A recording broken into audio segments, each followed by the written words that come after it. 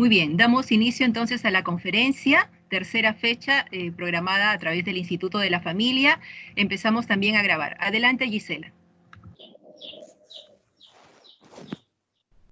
Señoras y señores, tengan todos ustedes muy buenas tardes. El Instituto de la Familia de la Facultad de Derecho de la UNIFE les da la más cordial bienvenida. Continuando con nuestro ciclo de conferencias online sobre los efectos de la pandemia en las relaciones familiares desde una perspectiva interdisciplinaria, el día de hoy nos acompañan dos ilustres maestros. La doctora Sara Gaspar Pacheco, quien es juez provisional especializada en lo civil de la Corte Superior de Justicia de Lima e integrante de la Comisión de Acceso a la Justicia de Personas en Condición de Vulnerabilidad y Justicia en tu Comodidad del Poder Judicial, y el doctor Alex Plácido Vilcachagua, quien es abogado, magíster en Derecho Constitucional por la Pontificia Universidad Católica del Perú, docente de pre- y posgrado en la Universidad Peruana de Ciencias Aplicadas, de la Universidad San Ignacio de Loyola y de la Universidad del Pacífico, especialista en Derecho de Familia, investigador en materia jurídica, con mención en Derecho Familiar de Infancia y de Sucesiones. Es igualmente asesor jurídico empresarial, conciliador e integrante y colaborador de comisiones legislativas, conferencista y autor de diversas publicaciones. A continuación voy a dar algunas pautas para la dinámica de la sesión. Ambos expositores expondrán sus temas uno después del otro. Asimismo, les hacemos recordar que tendrán un periodo máximo de 20 minutos para exponer. A nuestros asistentes, decirles que pueden dejar sus preguntas por escrito en el chat durante todo el desarrollo de la sesión. Al final, la doctora Olga María Castro, presidenta del Instituto de la Familia, quien se va a estar conectando con nosotros en algunos minutos, asumirá el rol de moderadora y leerá las preguntas a los expositores. Asimismo, pedirles a nuestros asistentes, por favor, apagar sus micrófonos y cámaras. Dicho esto, vamos a dar la bienvenida a todos los presentes, a nuestros expositores, y damos pase al doctor Alex Plácido Vilcachagua, quien va a exponer su tema, el derecho de relación entre los hijos y el progenitor no custodio durante la emergencia sanitaria. Adelante, doctor.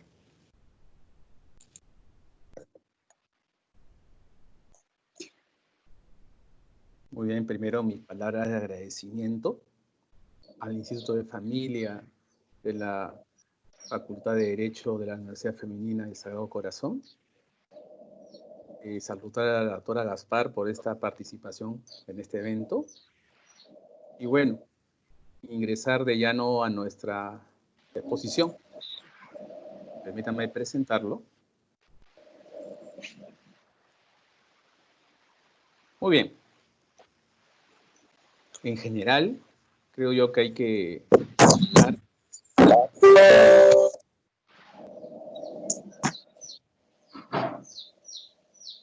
Creo que sería oportuno apagar los micros de los demás, por favor. Bien, decíamos, en general, creo que es importante comenzar señalando quizás lo que pudiese ser nuestra conclusión. Y es que la situación de aislamiento en la que nos encontramos desde el 16 de marzo nos ha demostrado y nos sigue demostrando la necesidad de buscar buenas prácticas en el tema de las relaciones familiares. Y en particular, cuando antes de ello surgió un conflicto y tenemos entonces que en este estado excepcional de resolverlo. La temática que proponemos acá está expuesta. Quiero presentar el problema, hacer referencia al estado de emergencia como un estado de excepción, exaltar las normas en que nos encontramos actualmente, el estado de emergencia y el deber de cuidado y el derecho de comunicación filial.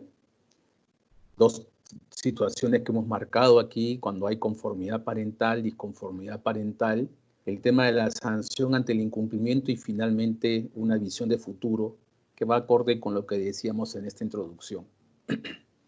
Te presento el problema. Definitivamente, como señalábamos, este tema del COVID-19, pandemia mundial, tiene una influencia directa en el tema del derecho de familia, no solamente al corto y mediano plazo, lo tiene a largo plazo por lo mismo que estamos viviendo. Y en el caso específico del derecho de comunicación de los hijos con sus progenitores, es evidente la influencia directa producto del aislamiento, y esto obliga entonces a hacer una ponderación entre el tema de la protección de la salud y el ejercicio de este derecho. Y planteamos entonces la cuestión como una hipótesis, porque comentábamos, a manera de adelantar una conclusión, la necesidad de implementar buenas prácticas, pero esas buenas prácticas deviene de nuestra perspectiva, desde los propios sujetos, partícipes de esta relación.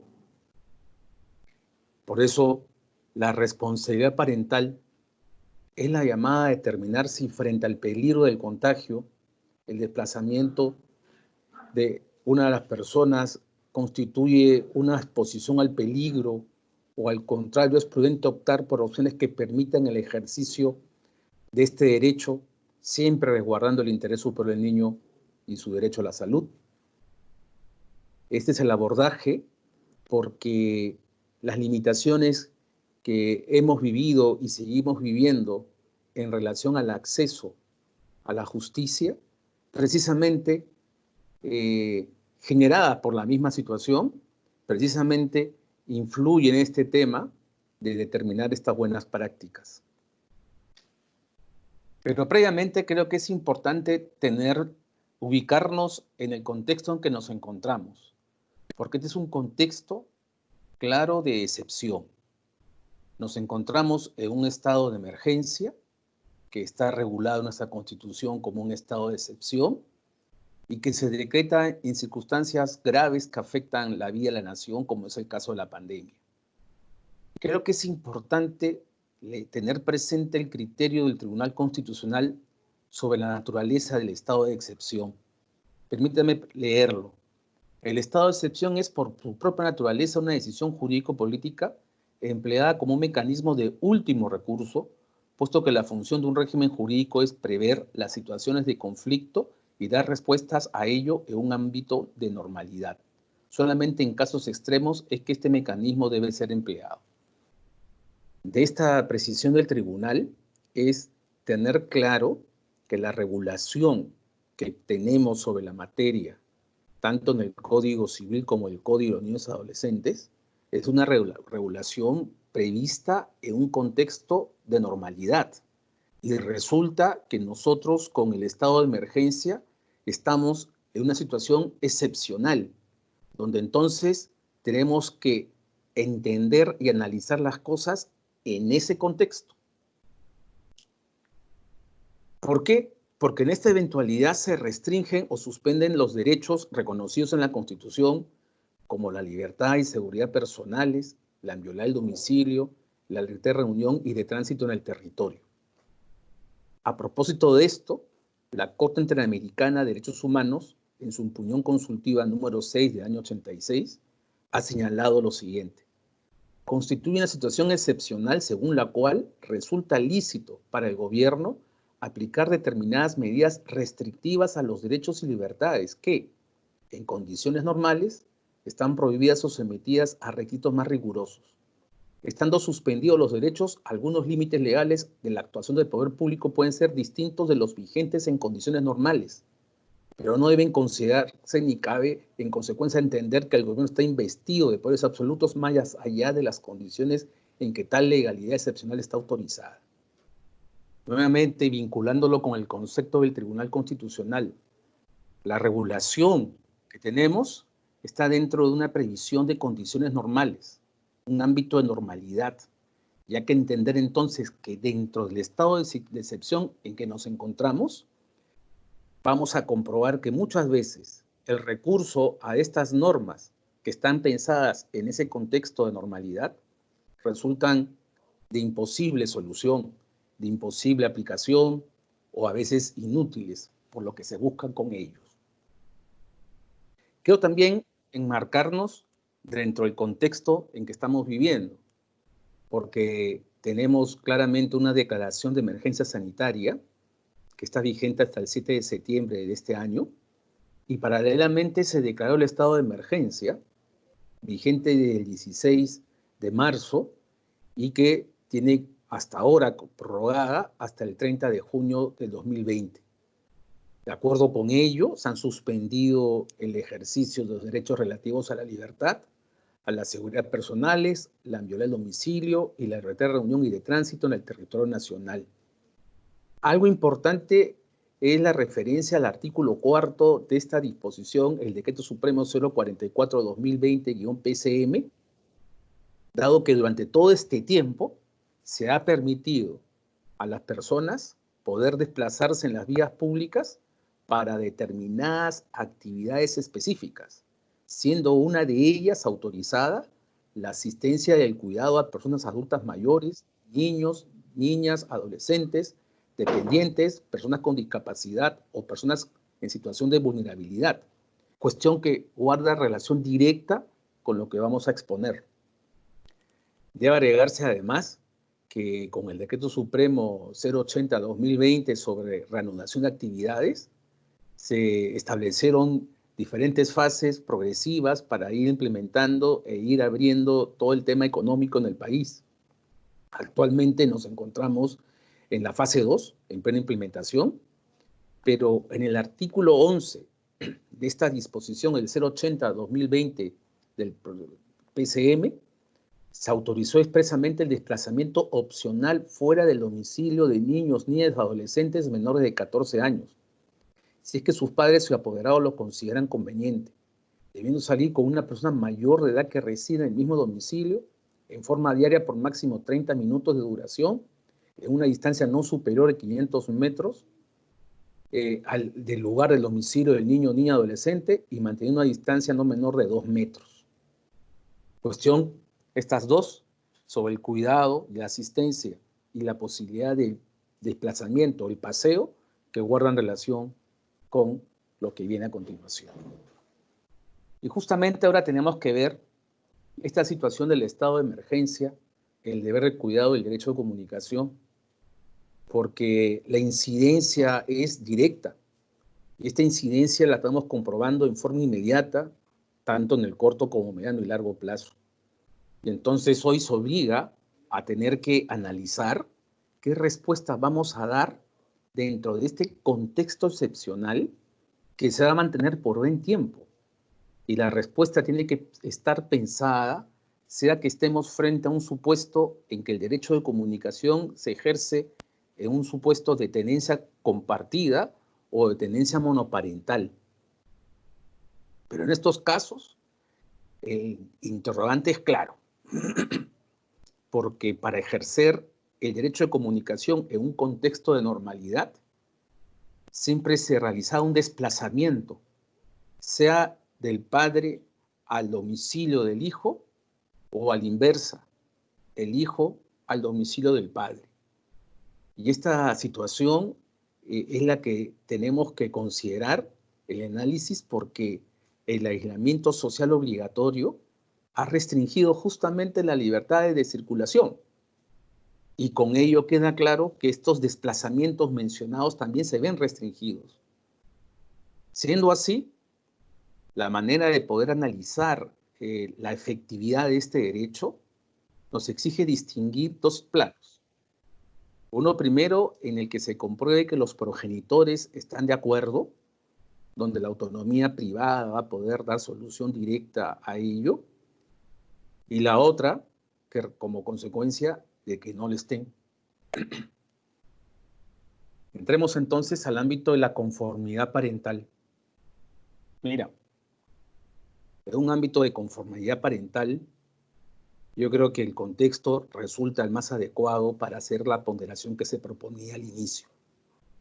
Porque tenemos que ponderar el ejercicio de este derecho versus el resguardo de la salud. Y en esa ponderación, el avenimiento de los padres resulta fundamental. Solamente ellos van a ser los llamados a medir si el ejercicio de este derecho puede considerarse una puesta en peligro de la salud del hijo, o en todo caso, quizás una cuestión que se puede controlar y evitar las consecuencias de un contagio.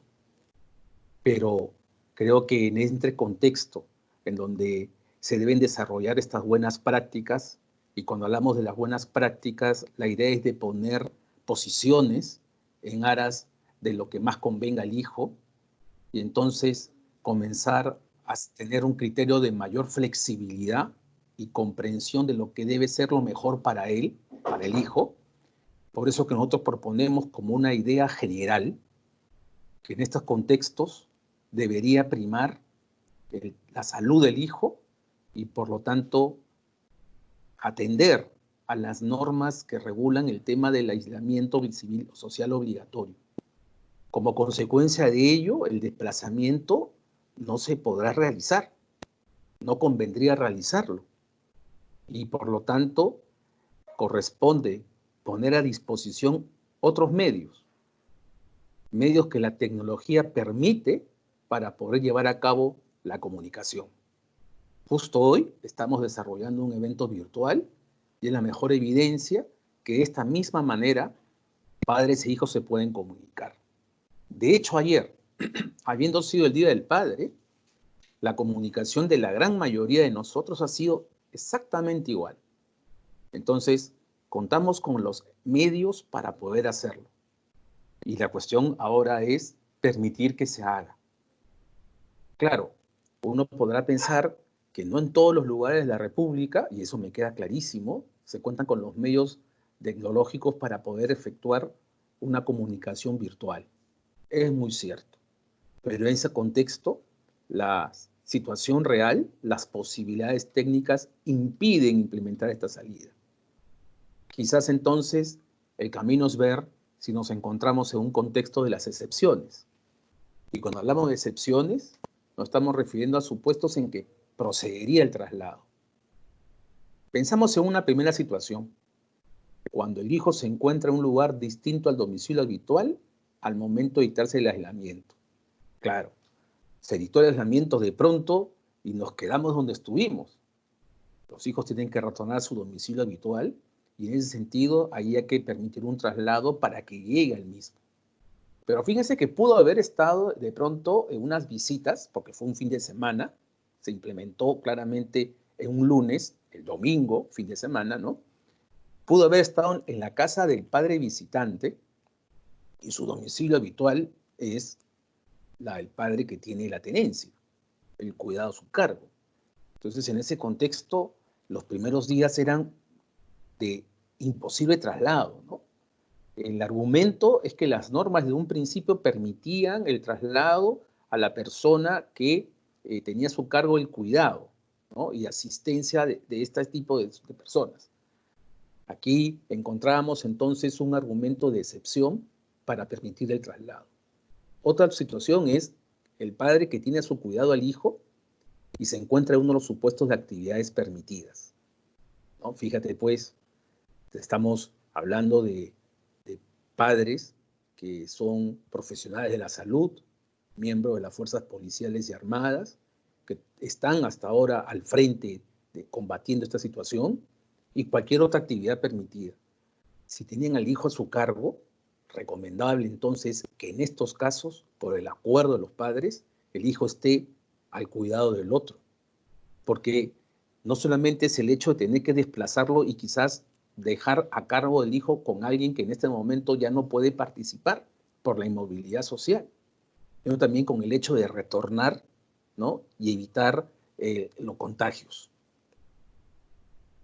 Otra situación es el padre que tiene a su cuidado al hijo y tiene una afectación a la salud que le imposibilita ejercer la tenencia. Y no estamos hablando solamente del caso de esta enfermedad.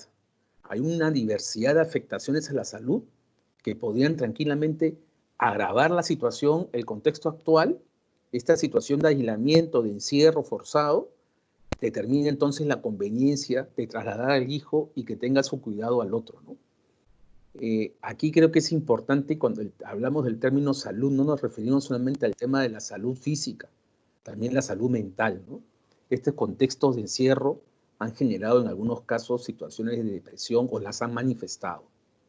Entonces, aquí es lo conveniente que, dado que estamos en un ámbito de conformidad parental, el compartir, el cuidado de los hijos, la rotación, esta situación excepcional, permitiría entonces el que un padre asume un periodo del cuidado y después el otro.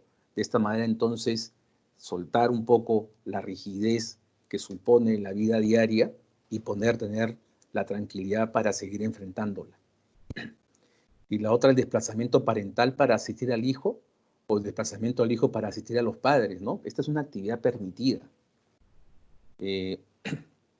Como decíamos, ¿no? O sea, puede estar aquel hijo que está bajo el cuidado de un progenitor y que tiene alguna dolencia, el otro, con el argumento permitido de asistirlo, puede desplazarse. Puede ser la persona que haga las compras y se desplace llevando el tema y ahí mismo aprovechar el encuentro para entonces permitir el ejercicio de este derecho. Pero en todas estas circunstancias se tienen que tener mucho cuidado, no solamente de la desinfección de los elementos, de los bienes que se puedan trasladar, sino también de las personas, a fin de que no se permita ese contagio que puede suceder de no tomarse las medidas de cuidado. Mencionábamos hace un poco también una norma que permite la salida de menores de 14 años. Y seguramente sería la oportunidad para el encuentro, quizás en un parque, porque son ambientes públicos, para lograr esto. Pero siempre bajo la responsabilidad parental. Por eso, acá no es solamente de por medio está el derecho de comunicación, sino también el deber de cuidado parental. Aquí se tiene que ser muy cauto con las medidas a adoptar para este encuentro, ¿no? De hecho, el padre visitante, aquel que va a ejercer el derecho de comunicación con el hijo, como es natural, vamos a atender al abrazo, al contacto físico. La norma permite el encuentro, pero siempre guardando la distancia social. Incluso menciona 2 metros.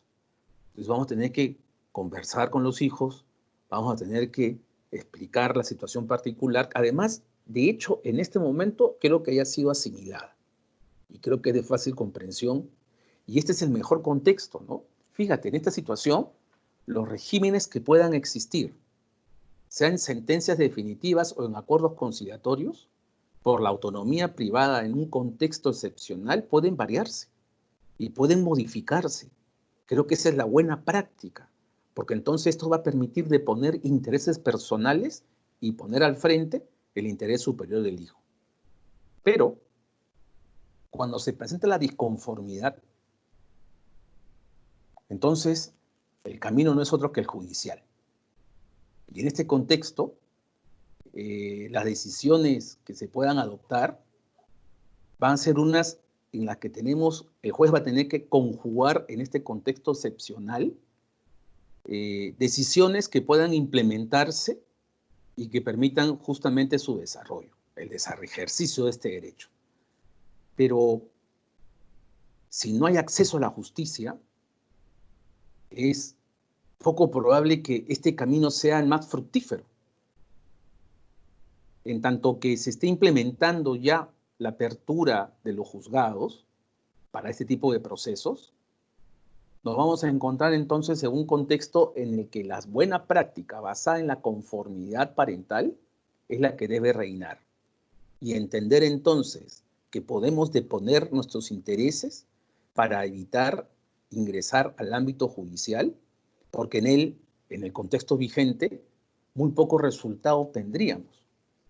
No cabe duda que si vamos a estar en el contexto de dictar una sentencia en ese estado excepcional, creo yo que el juez debería prever esa decisión en su resolución. Y entonces dictar un régimen que se sustente en la flexibilidad y que permita precisamente a la autonomía de los progenitores el poder adecuar las cosas, entendiendo que ellos son los que deben pensar de la mejor manera en el cuidado de sus propios hijos y evitar el contagio.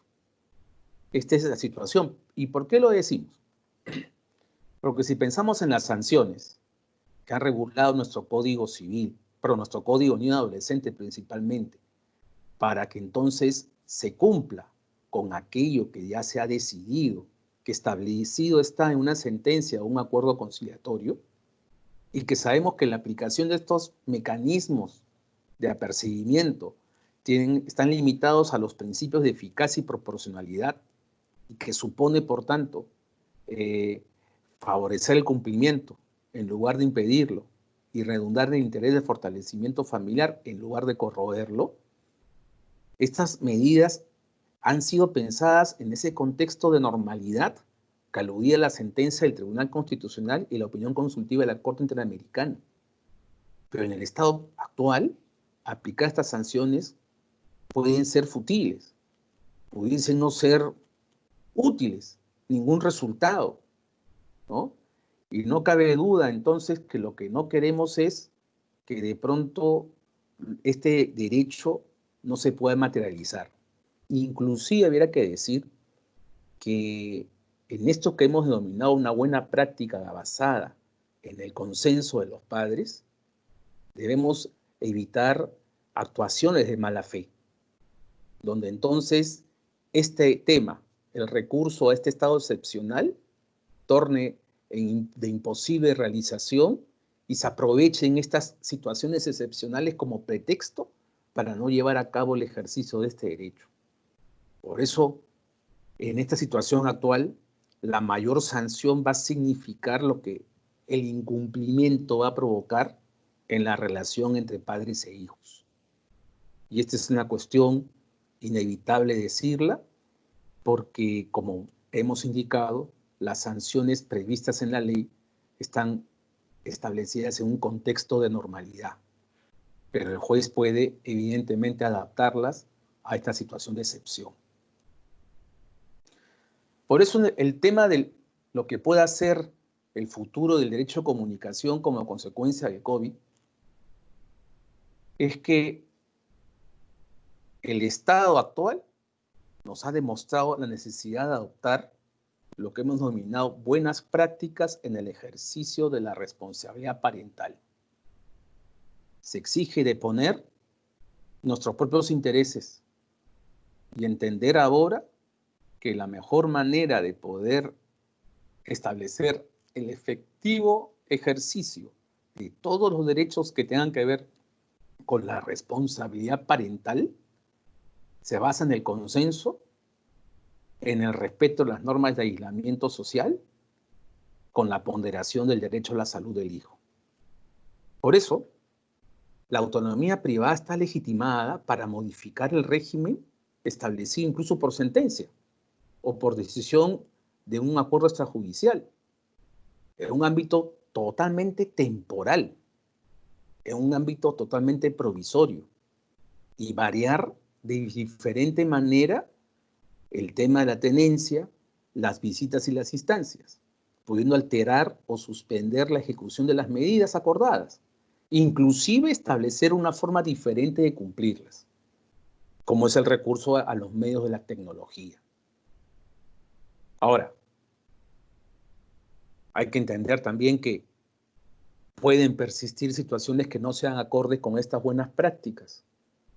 Entonces el recurso es judicial y el juez debe adoptar una decisión acorde a la circunstancia de cada caso, contemplando un ámbito de flexibilidad evidentemente temporal en el que se permita a estas situaciones dar una respuesta, sea para suspender, alterar o modular regímenes de tenencia, de visitas y de estancias, en la que prime el interés superior del niño y se prevalezca la ponderación que hemos mencionado entre el ejercicio de estos derechos y la seguridad o la garantía del derecho a la salud. Y que aquí no es solamente la afectación de la salud de los hijos, en general, de los propios progenitores, de la familia extendida, hasta de la salud pública.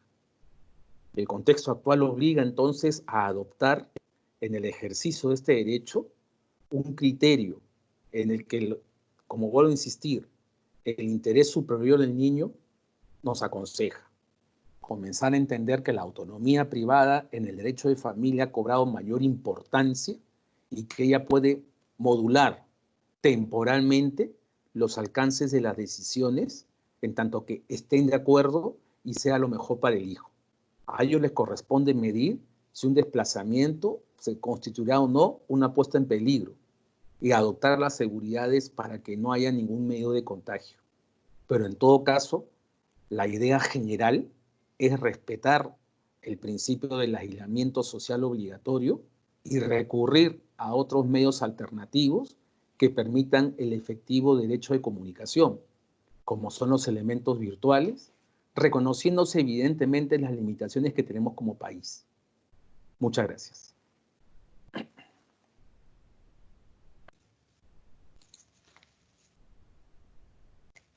Muchas gracias, doctor Alex Plácido, por su exposición el día de hoy. Y seguidamente damos pase a la doctora Sara Gaspar Pacheco, quien va a exponer el tema el derecho a alimentos y su efectividad en tiempo de coronavirus. Adelante, doctora.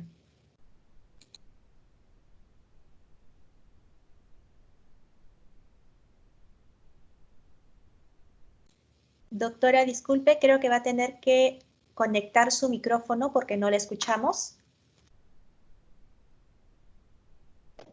¿Ahí se me escucha? Ahora sí, doctora. Ok, gracias.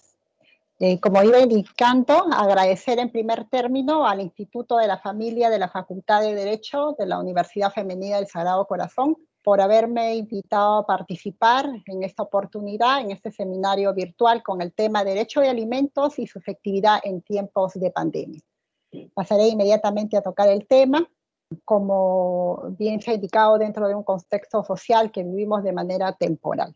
En principio, cuando nos referimos al derecho de alimentos, no se puede determinar una conceptualización unívoca por cuanto ella puede expresar de diferente forma de acuerdo a la posición doctrinaria que se pueda tener de ella, pero lo que sí es que en cierto sector lo determina como una facultad jurídica para exigir el cumplimiento de una obligación, y en otros casos también referido a determinar o describir aquellos conceptos que pueden abarcar la prestación de los alimentos.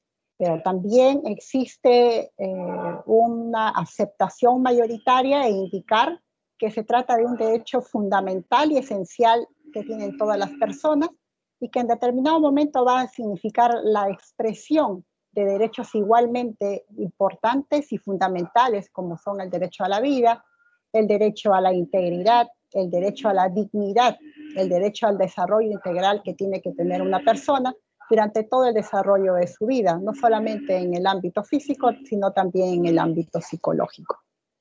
Es así como ha sido recogido este derecho en instrumentos internacionales como es la Declaración Universal de los Derechos Humanos y como también en la Convención de los Derechos de Niños y también del mismo modo en nuestra Constitución, en el Código Civil y en el Código de los Niños y Adolescentes. Como he mencionado hace un momento, este derecho generalmente o mayoritariamente también se trata en el sentido de considerar a nivel normativo, en conceptualizarlo como la prestación que se va a obtener para solicitar los alimentos. Es así que tenemos el contexto del Código Civil. Pero debemos puntualizar además, como se ha indicado por el doctor Plácido, que en las relaciones familiares se van a dar de manera natural, se van a dar de manera voluntaria, y en ella van a surgir, por ende, derechos y obligaciones naturales que se van a generar pues sobre la base de la solidaridad, de la protección, de la búsqueda del bienestar de todos los integrantes. Y bien también, no solamente hablar de familia o el derecho de fundar una familia que se encuentra consagrado en el artículo 4 de la Constitución como una familia nuclear, sino la familia extendida. En relación a ello, en el interior de la misma se van a generar ciertas posiciones y todos orientados a buscar el bienestar de la integridad de los mismos. Pero muchas veces se genera pues el cumplimiento voluntario. Pero ¿cuándo surge el problema? ¿Cuándo surge el conflicto? Cuando hay una situación de incumplimiento. Cuando algunas personas deciden desconocer un deber por cualquier situación generalmente generar el conflicto con la pareja, decide no cumplir con esta obligación, en principio natural y tan esencial para asegurar el desarrollo de todos los integrantes. Es por ello, pues, que como bien también se ha hecho referencia, en este momento, a partir del 16 de marzo en nuestro país, a raíz de la redacción del decreto de la PCM, se estableció no solamente el estado de emergencia, sino también un aislamiento social, que si bien es cierto, este estado de emergencia abarcó derechos de limitación o restricción para ejercitarse, como es la inviolabilidad de domicilio, el libre tránsito, claro está que también ha afectado las relaciones familiares. Y no solamente a ellos, sino también, en situación de hecho, el ejercicio que podría haberse efectuado en relación a situaciones de conflicto, como bien se ha indicado. Efectivamente, cuando no existe un conflicto dentro de la familia, se cumplen las obligaciones naturales. Pero cuando no se dan ellas, la persona tiene la necesidad de acudir a un tercero, ya sea extraproceso o acudir a los órganos jurisdiccionales para efectos de ejercer este derecho fundamental. Ello pasa pues por expresión del derecho de acceso a la justicia, que lo vamos a entender no solamente como el ejercicio de poder acceder a los órganos jurisdiccionales, sino acudir a todas aquellas entidades o instituciones que nos permiten satisfacer las necesidades jurídicas que tiene toda la población.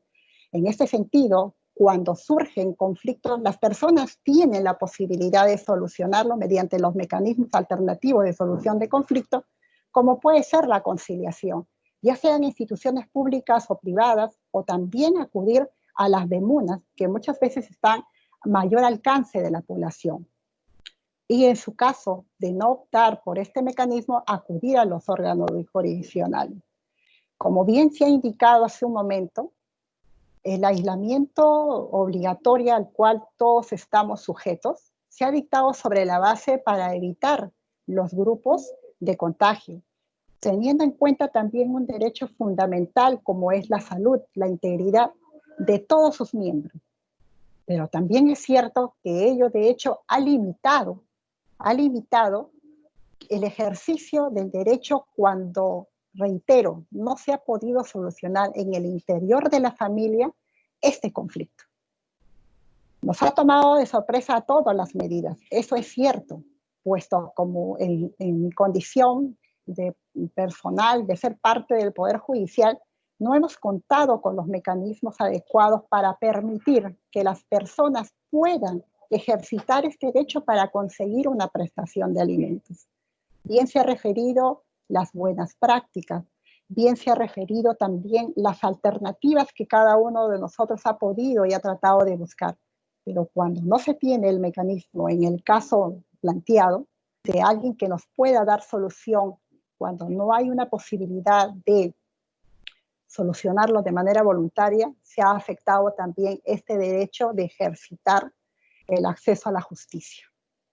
Esa es una realidad que nos ha tocado a todos vivir, y en especial a la población más vulnerable como son los niños, niñas, adolescentes, adultos mayores y personas con discapacidad. ¿Qué se ha generado en esta situación? Aquellas personas que tenían algún tipo de necesidad no han podido iniciar acción, y aquellos que ya tenían iniciada una acción judicial o un procedimiento extrajudicial no han podido continuar con los mismos. Por ende, no han podido ejercitar este derecho, ni tampoco se ha conseguido que el mismo sea efectivo o conseguir la asignación de una prestación alimenticia. Nosotros sabemos que dentro del marco del Código Civil se ha descrito los conceptos y también se ha generado cuáles son las obligaciones, quiénes son los beneficiarios, quiénes son los obligados a ello, cuáles son las situaciones de alternativa, y esto van a ser situaciones que vamos a aplicar o buscar alternativas para que no solamente durante este tiempo de confinamiento, porque sabemos que con la última prórroga está dada hasta el 30 de junio, el estado de emergencia va a continuar, pero el aislamiento se indica, por lo menos legalmente hasta el momento, hasta el 30 de junio. donde todavía nos venimos adaptando para efectos de que la población pueda tener mecanismos que les permita acceder a los órganos jurisdiccionales y solución. Ahora, cabe mencionar que tenemos las siguientes situaciones. Como bien he indicado, el Poder Judicial ha estado cerrado. Solamente ha estado funcionando los órganos de emergencia y en temas de violencia familiar. No se tiene en este momento una data que permita establecer dentro de este procedimiento cuántas medidas se han dictado para efectos de proteger frente a la violencia, sea física o sea también una psicológica. Pero también debemos indicar que dentro de este tipo de procedimiento es posible acceder a una medida anticipada o una asignación anticipada de alimentos. Entonces, ese era un mecanismo que ha brindado el Poder Judicial para que las personas puedan hacer efectivo la petición de su derecho alimentario. Pero no se ha todavía generado de manera, digamos, universal en las Cortes Superiores de Justicia los mecanismos para acceder de manera virtual para la presentación de demandas y por ende de medidas cautelares. Se viene implementando en este momento mesa de partes virtuales con la utilización de los formularios electrónicos para la presentación de demandas que permita pues hacer más célere cuando se levante este confinamiento obligatorio para que puedan efectivizar este derecho. Pero también debemos remarcar que si bien es cierto, se están planteando estas alternativas, conocemos las realidades para la ejecución. Uno de los mayores problemas que se tiene a nivel de los procesos judiciales no es tanto en el trámite, porque un proceso o una sentencia se puede alcanzar inclusivamente ejecutoriado cuando se consigue en 5 o 8 meses máximo. Las circunstancias que se presentan o las dificultades se dan a nivel de su ejecución. ¿No? En la ejecución de la sentencia, ello no deja de tener en cuenta las relaciones que existen. ¿A qué me refiero? Cuando nosotros emitimos sentencia, vamos a tener en cuenta situaciones que están referidas a las circunstancias particulares. Recordemos todos, como hemos hecho hace un momento mención, que cuando se plantea una demanda de alimentos para conseguir la prestación de la misma, se va a demandar, de acuerdo a estudios de la Defensoría, en más del 90% son las mujeres las que toman la decisión para poder demandar y peticionar alimentos que se generan sobre la base de una realidad. Y cuando uno va a establecer o va a fijar una pensión de alimentos, no la realiza de manera subjetiva, sino la realiza teniendo en consideración criterios de la relación familiar, pero además toma en cuenta los criterios de circunstancias y las particularidades de la familia. Esto está referido a la capacidad económica que tiene el obligado y también a las necesidades que tiene el alimentista. Las realidades nos dicen que más del 70% de la población nuestra tiene como fuente de ingresos una independiente o que lo llamamos comúnmente son informales. Y el 30% de manera dependiente. Durante este tiempo de pandemia, todos aquellos que han conseguido o han tenido ya un proceso judicial que ha iniciado mediante un acta de conciliación, pueden haber cumplido y pueden haber depositado o alcanzado las sumas. En el nivel judicial, cuando se trata de procesos donde la prestación se fijó de manera por descuento o por depósito, estas bien se pueden haber cumplido, porque la relación laboral, entiéndase que no se ha visto, no se ha visto perjudicada. Pero sabemos también que no solamente hoy en día la población económica activa que forma parte de personal independiente o personal informal se ha visto afectada, sino también se han dado las rupturas de los vínculos laborales. Entonces, si esto se realizó durante el tiempo de pandemia, esa efectividad que se había alcanzado al emitir la sentencia también ha sido afectada. Entonces, eso debe verificarse en el momento para advertir si esta sentencia durante este tiempo de marzo hasta 30 de junio se ha cumplido o no. También tenemos medidas que se han generado como la suspensión perfecta de trabajo que se vienen revisando y se vienen analizando, y en la cual el Estado determinó que iba a asignar unos bonos para reemplazar los ingresos que obtuvieran las personas que tenían una relación dependiente. Esto es, iba a reemplazar la remuneración que venían percibiendo ellos de sus empleadores. Otras medidas que tenemos es la disposición que se tiene respecto, en primer momento, que se decretó la disposición de hasta un monto determinado, 2.000 soles, de lo que significaba la CTS. Posteriormente, se dio una ley por el Congreso, la 31017, que estableció la disposición hasta el 25%.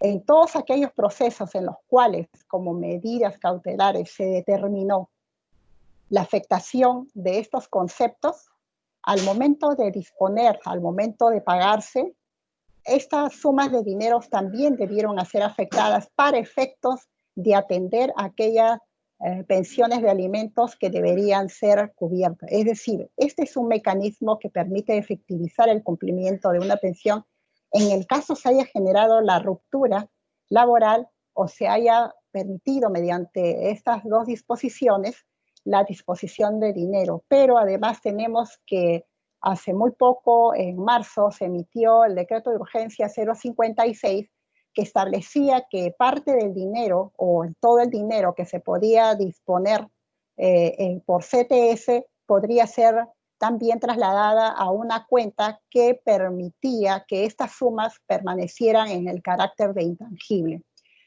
Todas las medidas, hay que mencionar que las medidas que se han venido dando efectivamente están orientadas para efectos de proteger la salud, la vida de las personas. Pero también es cierto que no se ha tomado en cuenta las particularidades que se presentan en nuestra sociedad. Una de ellas es, pues, al parecer se consideró que todos los padres, y como bien se dijo hace un momento, todos los hijos quedaron bajo la custodia, de hecho, o bajo la vivencia con sus padres. Pero nuestra realidad no es así, puesto que, como reitero, la mayoría de personas que plantean las demandas son las madres que tienen a su cargo a los hijos porque ha existido un incumplimiento. Entonces, frente a ello, tenemos que si se han dictado medidas como la que he mencionado hace un momento para disponer de recursos, si es que las personas viven o forman parte de una familia, no va a haber inconveniente, porque entiéndase que los recursos van a ser o van a ir para el bienestar de las necesidades de la familia. Pero ¿qué pasa cuando se trata de personas que no viven juntas o que existen conflictos que no permiten que de manera voluntaria se paguen, o cuando no se ha visto afectada con medidas cautelares estos conceptos que se han liberado para la disposición? Entonces no se ha tomado en cuenta que al crear también este tipo de medidas se estaría afectando no solamente proteger, más bien dicho, proteger a los beneficiarios con esta posibilidad de retirar, que ninguna entidad bancaria o algún acreedor pueda tomar estos dineros, sino también se está viendo la imposibilidad que de repente cuando ha habido incumplimiento o cuando existen deudas alimentarias, estas no puedan ser afectadas para efectos de cubrir estas necesidades. Entonces, creo que eso debe ser evaluado en cada situación concreta para efectos que pueda ver cómo y en qué medida estas sumas de dinero pueden servir para efectos de atender las necesidades de los alimentistas cuando existen deudas pendientes. La mayor complejidad se va a presentar, y se ha presentado durante este tiempo de pandemia, es cuando se trata de trabajadores independientes o trabajadores que han sido despedidos o se ha generado la ruptura laboral y que ello ha generado no tener una fuente de trabajo. Ya hacia junio del año 2019 se tenía más de 600.000 personas que se encontraban en búsqueda de trabajo. Hoy no se tiene una medición exacta de cuántas personas se han visto afectadas por esta pandemia y por ende de los ingresos económicos. Una pregunta que llama y siempre ha generado o viene generando discusión o controversia es la referida a qué es lo que va a pasar con aquellas pensiones de alimentos que no se han cumplido durante este tiempo de pandemia y se alega la falta de ingresos, porque recordemos, y como bien se ha indicado hace un momento, se ha generado una inmovilización donde se ha permitido únicamente que cierto sector en trabajos o actividades consideradas esenciales, y esta, la mayoría del listado que se nos ha dado por el dictado dispositivo, está pues dentro de labores dependientes o que brinda el Estado o entidades prestadoras de servicio a las mismas. De todos aquellos que no están dentro de este gran sector y que podrían realizar actividad se han visto afectados por ingresos. Debemos tener en claro que si bien es cierto, como se ha indicado, el problema sanitario es a nivel mundial y se va a extender seguramente algunos meses más, o como se nos viene indicando, hasta conseguir una vacuna que permita hacerle frente a ella, ha generado y viene generando qué va a pasar con estas pensiones de alimentos, qué es lo que sucede con esta sentencia. Debemos indicar que para llegar a emitir una sentencia donde evaluado las particularidades, las situaciones, se fija una pensión de alimentos que va a regir de manera temporal, porque sabemos bien que una de las características que se puede generar en esta prestación es que va a ser movible, va a ser modificable de acuerdo a las características, a las necesidades y a las posibilidades que se tienen. Van a surgir muchos problemas en relación a esto, por cuanto se puede invocar o se va a invocar que la pérdida de los trabajos o de la falta de ingreso ha generado un cambio de las condiciones económicas del obligado. Lo cierto es que mientras no exista una variación o una modificación de la sentencia que determinó un porcentaje o una cantidad de dinero, esta será exigible.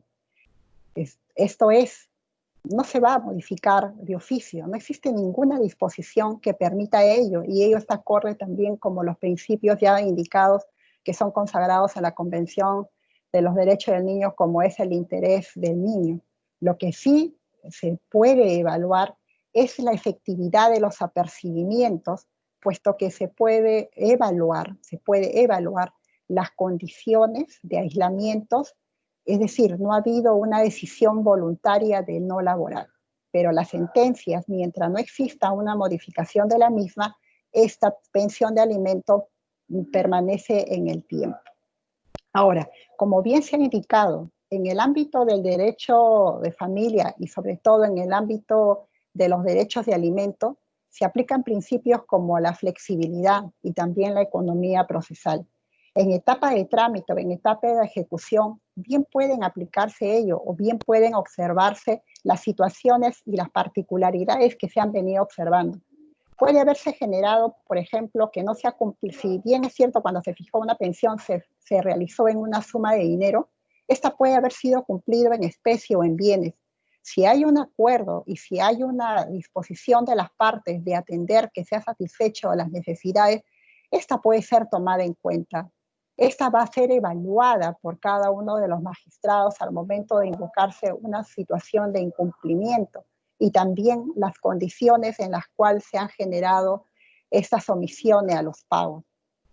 ¿Se puede dar? Sí, efectivamente se puede dar bajo los principios de flexibilidad. Y como también se hizo referencia, la posibilidad de que las partes puedan buscar, no obstante existir procesos, una alternativa a ello. Tenemos también regulado en nuestro Código Civil y en el Código de los Niños y Adolescentes la posibilidad de variación y modificación de la pensión de alimentos que se viene dando. Una alternativa de ella es pues que las partes puedan también contemplar estas condiciones y puedan expresar ante el juez que conoce de su proceso las circunstancias o las particularidades que puedan haber surgido. Si no es así, si no existe el acuerdo, entonces la sentencia que se tiene o el acuerdo conciliatorio requerirá de un acto similar para efectos de poder ser variada. o en su caso, posteriormente podrán ser aplicadas las medidas que ya existen normativamente y que se han venido aplicando en tiempos de normalidad, como son la inscripción en el REDAM por el incumplimiento de pensiones alimenticias, o las medidas de ejecución, como son los embargos, o la inscripción como el deudor moroso, como he indicado hace un momento, o también la búsqueda a través de todas las instituciones para poder hacer efectiva esta sentencia, o las sentencias que se hayan obtenido o las actas de conciliación. Como vemos, si bien es cierto, nosotros podemos indicar que las medidas que se dieron como una para garantizar la salud de la población estuvieron destinadas para ello, podemos verificar cómo y en qué medida y en qué importancia han afectado no solamente el ejercicio del derecho para conseguir una prestación de alimento, puesto que no estábamos preparados para ello, y las realidades suenan duras, pero esas son. Y por ello, si no existe la voluntad, si no existe la toma de conciencia desde ese momento y hoy a futuro, de asumir una responsabilidad por cada uno de los integrantes de la familia, de que se trata de un derecho esencial y fundamental de todos sus miembros, para efectos de cumplir de manera voluntaria, los problemas se pueden seguir agudizando. Porque acudir al órgano jurisdiccional o acudir a un mecanismo alternativo implica disposición de tiempo, implica disposición de adecuarse a las nuevas formas de trabajo que se están implementando, como el trabajo remoto o el trabajo que se nos está viniendo realizando por horas, y eso de todas maneras va a afectar la efectividad. Pero también indicarles que a nivel del Poder Judicial, como le ha hecho referencia hace un momento, se viene trabajando en la presentación de demandas vía mesa virtual. Y como bien mencionó el doctor Alex Plácido, las buenas prácticas es lo que nos ha ayudado durante todo este tiempo de pandemia, y hay que rescatar que, por ejemplo, en muchas cortes de nuestro país se ha venido entregando las consignaciones de alimentos, incluso comunicándose vía radial, vía micrófonos en las zonas, o como si tenía teléfonos de las alimentistas, llamando a los teléfonos, programándoles para que asistan a cobrar los certificados de depósito, o realizando coordinaciones con el Banco de la Nación para que sean pagados directamente. Entonces, son formas que se han buscado y eso es lo que nos va a ayudar. Pero hay que tener en cuenta que en esta modificación, que en esta nueva forma de volver a la normalidad, tenemos que contribuir todos y sobre todo llamar al cumplimiento de una obligación natural, que es la de asistir, proteger y brindar bienestar a los integrantes de la familia. Entonces, si bien tenemos un derecho fundamental, que es el acceso a la justicia, no lo enmarquemos solamente como al acudir al órgano jurisdiccional, sino a acudir y buscar los mecanismos alternativos que nos permitan solucionar y satisfacer esa necesidad frente a una situación de conflicto. Tomar conciencia que dentro de la familia podemos dar solución a estos conflictos que se nos presentan y nos permita dar alternativas. Y a nivel ejecución, también para efectos de llegar y poder también mirar y generar estrategia a quienes vamos a demandar, porque recordemos también que si hacemos una revisión normativa, no solamente tenemos que demandar al padre y al madre, sino tenemos un orden de prelación y una posibilidad de trasladar obligaciones alimentarias tanto a hermanos como a entre descendientes y ascendientes. Entonces, esas también son alternativas que se pueden tomar en cuenta para conseguir la efectividad del ejercicio fundamental del derecho de alimentos. Agradezco por el tiempo brindado y estaré a las preguntas que me puedan formular. Gracias.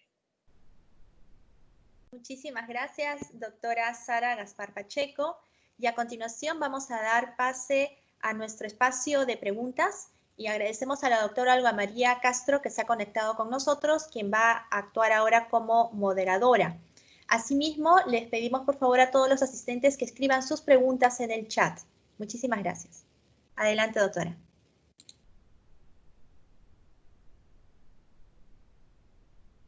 Doctora Olga María, creo que tiene que conectar su micro para poder escucharla, para que la podamos escuchar. Allí estoy con problemas con Ahora sí. internet, con la red hace mucho rato. Ahora creo que sí. Sí, le estamos Buenas escuchando. tardes, queridos amigos invitados. Realmente hubiera querido darles la bienvenida de inicio, pero tuve problemas con la red, pero estuvo en muy buenas manos, que es con Gisela, la doctora Gisela Vidal, coordinadora. Les agradezco muchísimo, realmente ha sido muy ilustrativo para todos los que hemos escuchado y acaban las preguntas del público asistente. Esa va dirigida al doctor Alex Plácido. La responsabilidad parental siempre estuvo presente. El problema es que algunos padres no contribuyen con el interés superior del niño. ¿Se debe habilitar una boleta o permiso especial para el traslado de los menores de un domicilio a otro, como se generó en Chile? Claro, solo en los casos excepcionales, en los que no se cuente con medios electrónicos. Y además, gracias por su brillante aporte jurídico. Bueno, ¿cómo estás, Olguita? Gran gusto de verte. Gracias por la Hola, invitación Alex. nuevamente. Y gracias también por la pregunta. Efectivamente, en nuestro medio, para el traslado se requiere un pase. Evidentemente, aquí hoy tenemos pase laboral, que no sería el caso, y el pase personal. Por lo tanto, sí, siempre se va a necesitar ello para efectos del traslado. Esa es una pregunta mía, sí, pero yo considero que en realidad, a lo mejor parecer que a diferencia de otros países, en el Perú no han habido señales claras, normativas claras a partir de la pandemia para el tema de tenencia, el tema del régimen de visitas, lo que ha originado muchos conflictos familiares, ¿no? En la práctica he tenido oportunidad de consultas y seguramente tú también, Alex, en este terrible problema del régimen de visitas y que no se dejaba, que digamos, no había posibilidades ni por medios electrónicos, había el tema, nuevamente aparecen los conflictos de mamá y papá, y para que no, el niño no va a aprender la computadora, y así, ¿no? Entonces ha habido serios problemas. Yo creo que ha habido un vacío ahí de parte del Ejecutivo de no haber tomado previsiones, como sé que en algunos sitios de España se han tomado, ¿no? Respecto a la tenencia, salvo que tú opines algo distinto. Mira, yo creo que dentro de las buenas prácticas que comentábamos, también deben involucrarse los abogados de las partes. Creo yo que los abogados también nos incumbe aquí un rol fundamental en este contexto excepcional, de avenir a las partes. La única forma en que estos derechos en este contexto excepcional se pueden realizar, en mi opinión, dadas las restricciones que ya se expusieron de acceso a la justicia, es a través de acuerdos. Y acuerdos que deben comprenderse bien, porque primero son de naturaleza temporal y van a poder modificar decisiones que pueden estar vigentes, y la idea es que con la autonomía puedan adaptarse a cada situación. Es verdad lo que dices. Cuando hemos dado la respuesta inicial, lo que buscábamos era una adecuación de la normatividad vigente a esta realidad. Pero esta adecuación no significa que sea una norma ad hoc, ¿no? Es decir, no tenemos evidentemente normatividad propia sobre la materia. Pero quizás no nos centremos solamente en el Ejecutivo, ¿no? También creo yo que nuestro Poder Judicial debió haber dado a través de comunicados, digamos, una respuesta dirigida a la ciudadanía, promoviendo estas buenas prácticas como mejor mecanismo, en tanto que no se pueda contar con el acceso total a la justicia, y de esa manera sugerir de encontrar mejores caminos, ¿no?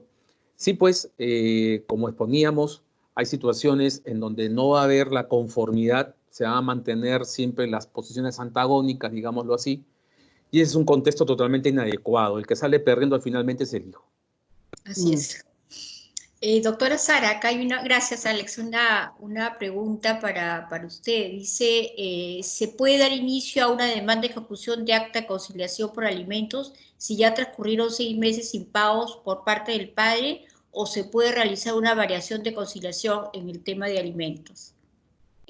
A ver, en principio, cuando hablamos del acta de conciliación, ya se reconoció un derecho. Desde el momento en que se firmó el acuerdo, la pensión de alimentos está vigente. Entiéndase que cuando las partes llegaron a este acuerdo, determinaron e evaluaron las circunstancias de las cantidades que plantearon o la forma de cumplir de acuerdo a esa realidad.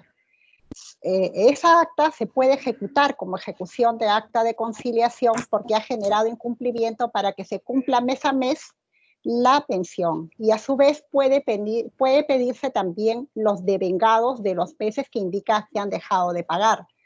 Si busca una modificación, si varió las condiciones, se tiene que evaluar en un proceso si es que efectivamente variaron en relación a las necesidades o a las posibilidades del obligado. Pero en el acta sí se puede ejecutar incluso los devengados. Y también es posible variar, modificar, pero, como reitero, considerando si existió ahí variación. Si la demandante indica que ha habido un incremento de los ingresos, o cuando se pactó el acta, por ejemplo, no conocía los reales ingresos o fuentes de ingresos que tenía el obligado y tenía una mayor posibilidad de contribuir, y lo que se ha fijado no cubre las necesidades elementales o necesarias que tiene el alimentista, puede ser evaluado considerando esta circunstancia o desconocimiento. Eso es posible porque recordemos que cuando se trata de alimento es posible evaluar las circunstancias particulares y los conocimientos y lo que cada una de las partes pueda plantear. Muy agradecida. Me llega acá una pregunta por WhatsApp porque muchas veces no pueden entrar al chat por temas de la red. Es la doctora Liliana Marín, quiere hacer una pregunta. A ver, doctora Marín, lo puede hacer por el micrófono que no podemos ver el chat. Buenas tardes a los dos exponentes.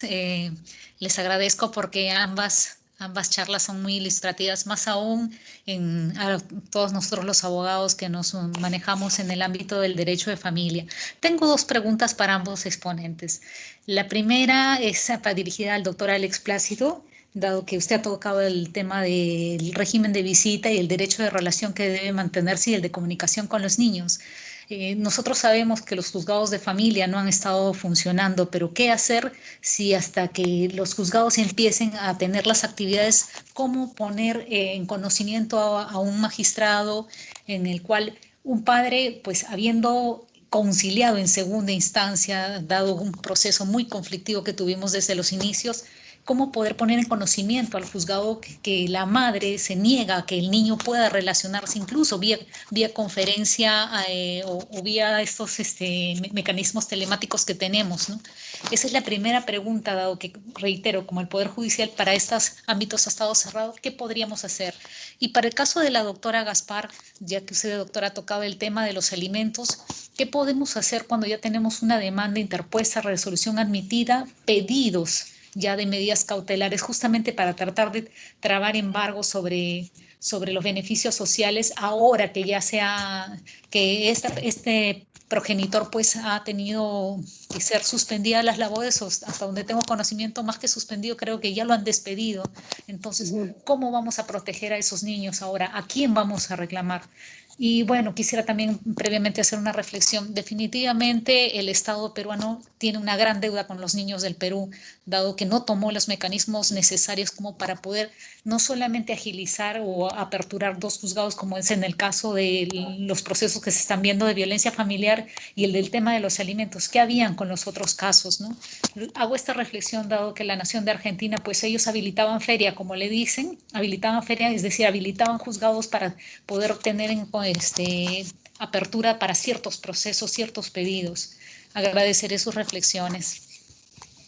Muchas gracias, Olga. Adelante. ¿Quién comienza? Bueno, comencemos con Alex, pues. Y luego con la doctora Gaspar. Con igualdad. Vamos a hacer... A ver, doctor. Mejor esta vez la doctora Gaspar, ¿qué tal? Y así nos vamos invirtiendo en el orden. Doctora, Sí, ok.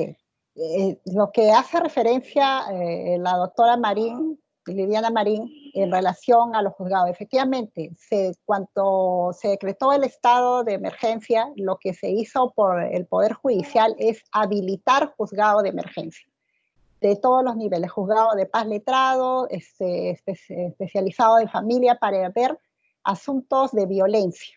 Como hice mención, en algunos casos, solo en algunos casos, se dictaban las medidas anticipadas como medidas cautelares para efectos de proteger cuando no existía. Y como sabemos, tienen que plantear la demanda.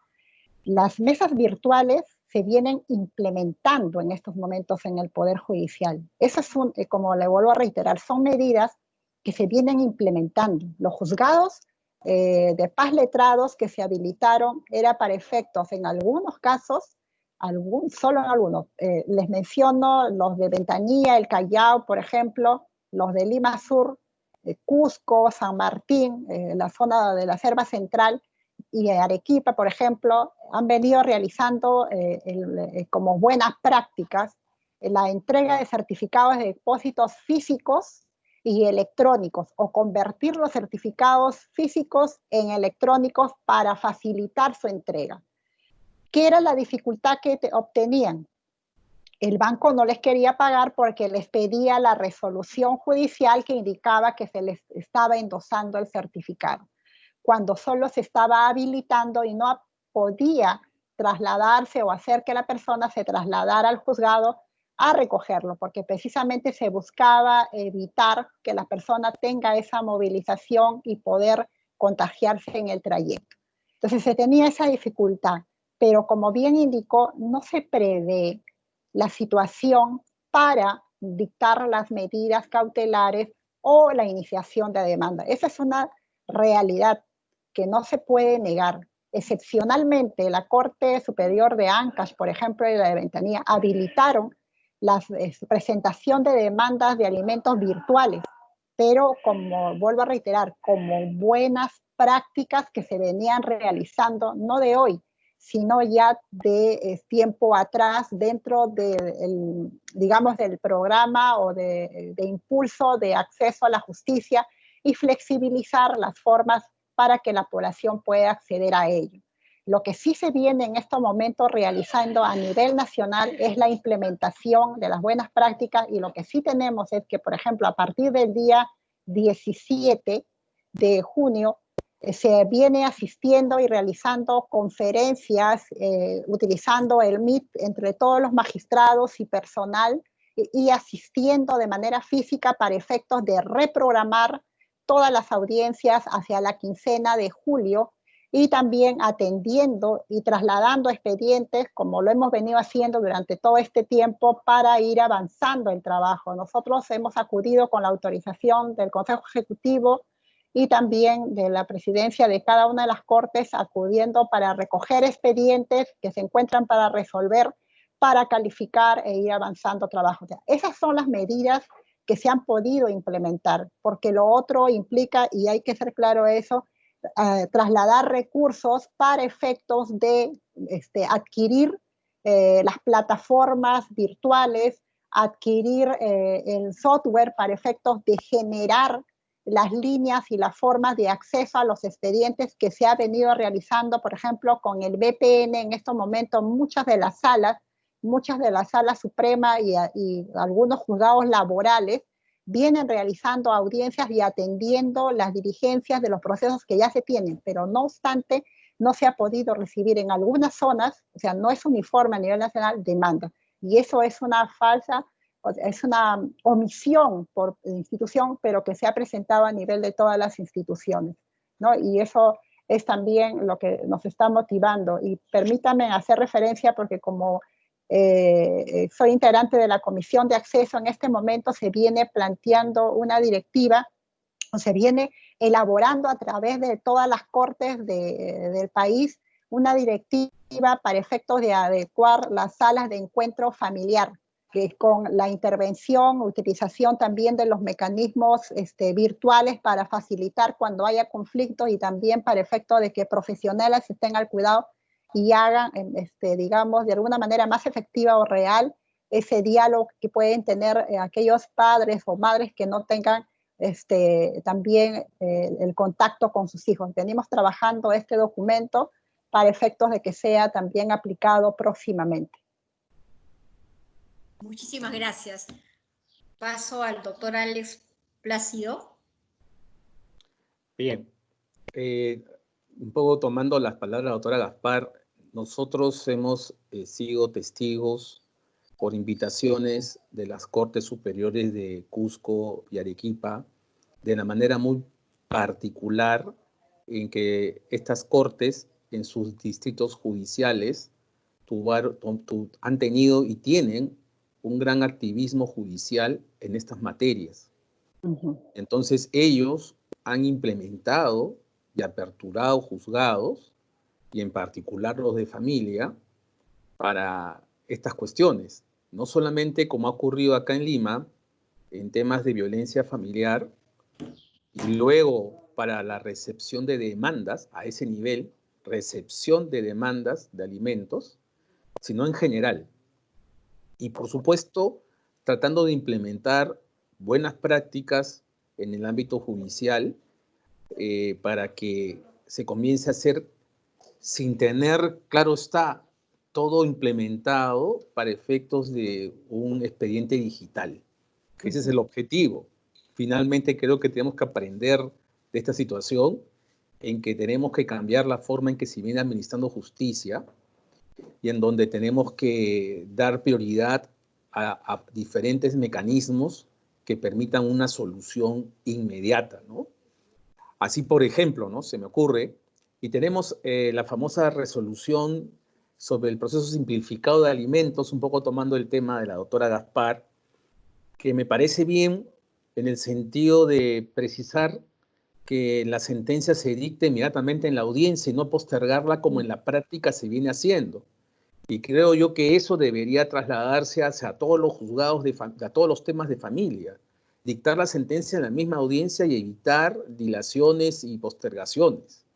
Y eso es un poco de responsabilidad de todos los sujetos del proceso.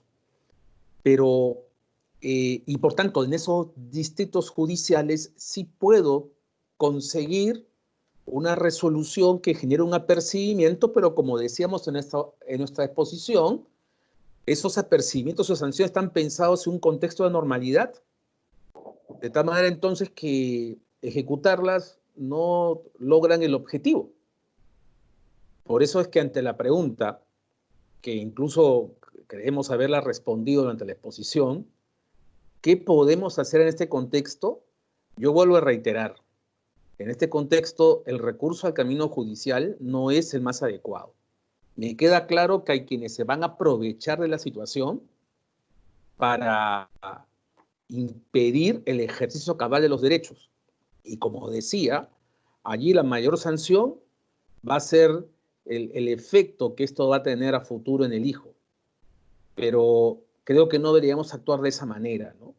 Yo lo que venía era a que en este contexto la autonomía privada cobra un rol protagónico y puede temporalmente resolver estas cuestiones, ¿no? Hay un punto de contacto entre mi tema y el de la doctora Gaspar, y es que el tema de gran discusión, si para poder visitar debo estar al día en el cumplimiento de la pensión de alimentos. Y entonces yo creo que también aquí hay un tema que hay que matizar, ¿no? Porque estas buenas prácticas hay que alcanzarlo en ese supuesto. Y es que es verdad, hay una sentencia judicial firme, hay un acuerdo conciliatorio que ha fijado un monto de alimentos y este está vigente. Pero también es importante recordar que hay artículos en el Código Civil, el 1315 y el 1316, que van a determinar que esta situación del estado de emergencia y la inmovilización social se presenten como hechos no imputables al deudor alimentario y por lo tanto no son temas a considerar. Y yo me atrevería a decir, ni siquiera para el cálculo de devengados. Y en el contexto actual, a tener que tomar una decisión distinta a la regla general sobre la vigencia en que se reduce la pensión de alimentos o se exonera.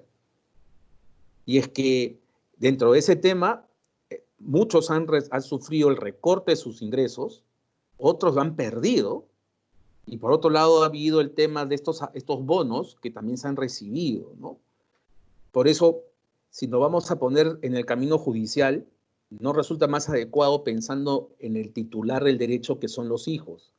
Y el tema es llegar a entendimientos, porque no encuentro en lo personal otra solución en el momento en que estamos viviendo, en que no hay acceso a la justicia plenamente. Esa es mi opinión. Y perdóname, nuevamente recordar el rol protagónico de los abogados, ¿no? De tener claro de que también en este ámbito del derecho de familia, nuestro rol es colaborar en promover los derechos del niño y del adolescente, y por lo tanto también advenir a las partes, a nuestros clientes, en un contexto muy dificultoso. Pero contra realidades como la que venían en la pregunta, donde un proceso de mucho litigio y seguramente de muchos años, lo que estoy exponiendo sé claramente que no va a ser realizable. Gracias.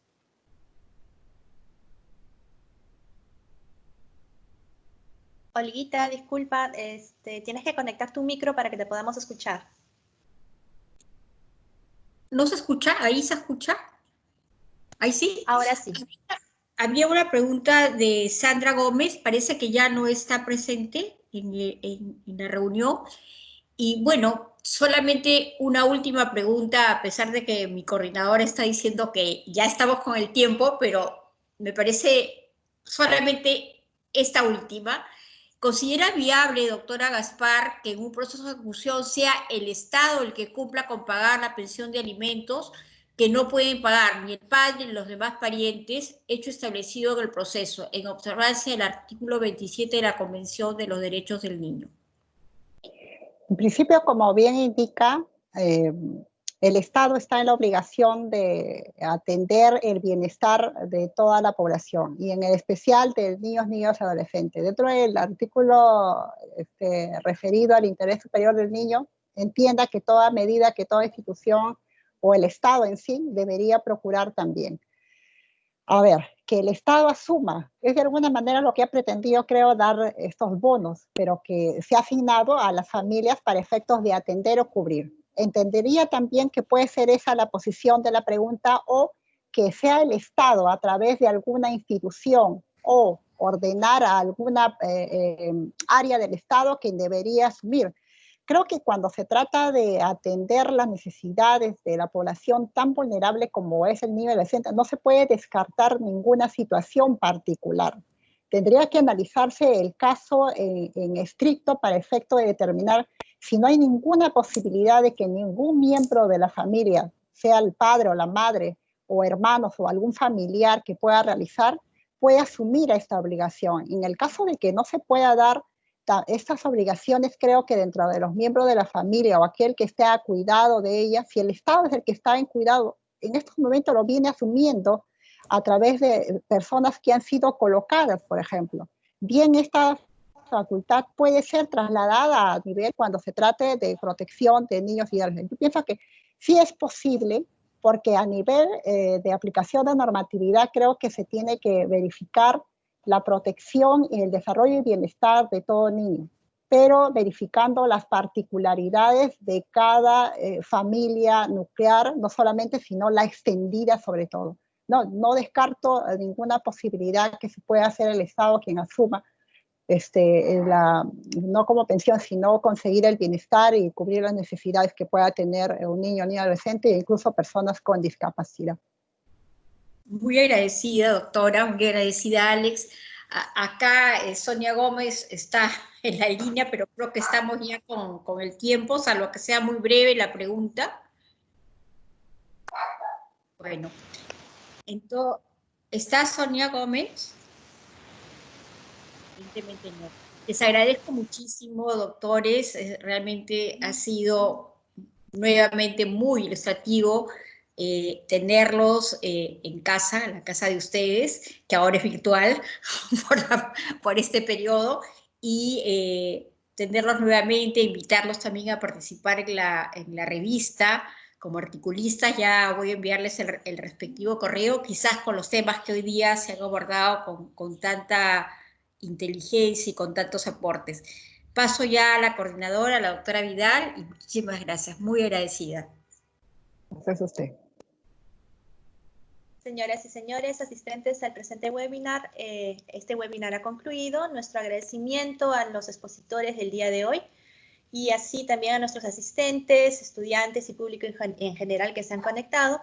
Hacerles recordar que también este webinar se está pasando a través del Facebook Live del Instituto de la Familia. Y antes de finalizar, hacerles recordar que el martes 30 de junio va a ser nuestro último webinar. El martes 30 de junio a las 3 de la tarde, porque el lunes es feriado, así que vamos a concluir todo este ciclo de conferencias el próximo martes 30 de junio a las 3 de la tarde con la participación de la magíster Olga María Castro con el tema de los adultos mayores en tiempo de emergencia sanitaria y el doctor Ronald Cárdenas Krenz con el tema COVID-19, salud y bioética. Así que no se olviden, los esperamos. Con nosotros será hasta una próxima oportunidad. Muchísimas gracias. Tengan muy buenas tardes. Nos vemos. Gracias, doctores. Muchas gracias. Gracias.